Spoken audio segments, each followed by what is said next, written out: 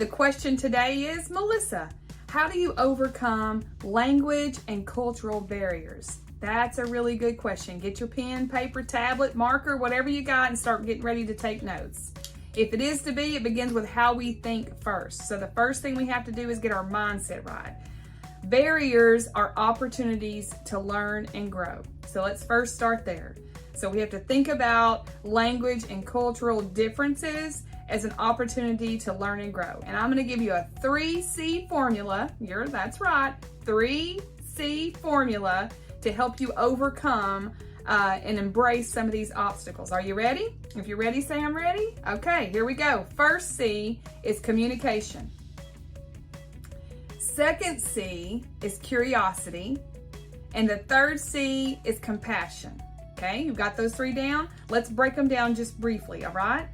So the first C under communication. First thing, what do you do? All right, you need to communicate often. To overcome some of those language and cultural barriers, clear and concise, often communication is key right here.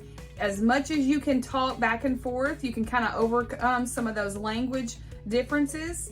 And then the cultural barriers there, if you can get face to face, that's some of the best things. And you need to be mastering the art of clear and concise communication. Master the art of clear and concise communication. Use short, clear, to the point statements and ask questions and communicate often. So that's the first C. Those are some steps you can take. Second C, curiosity. This is a good one. I don't know if it's my favorite, but it's a good favorite. So curiosity, you have to be curious about the language and the culture. YouTube has tons of videos out there, new things about different cultures that you can go research. Even on my weather app, I have different countries so I can know what the weather is for that day. So that's one way that you can be curious. Another way is really helpful when you're in the art of communicating with each other. If it's something you don't understand, or you should be asking the question of, hey, interesting, will you tell me more?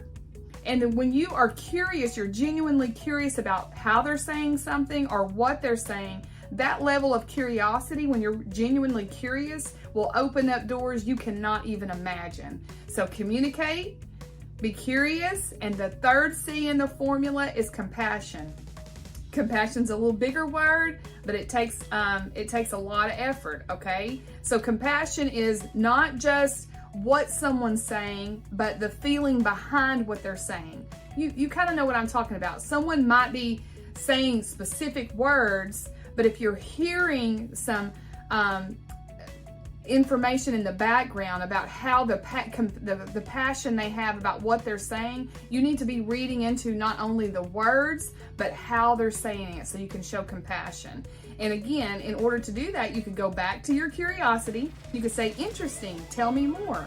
And then you can be clear and concise of, interesting, tell me more. I'd love to know more about that. And so that compassion, that showing compassion of being curious and communicating with clear and concise questions or statements will help to overcome some of those barriers.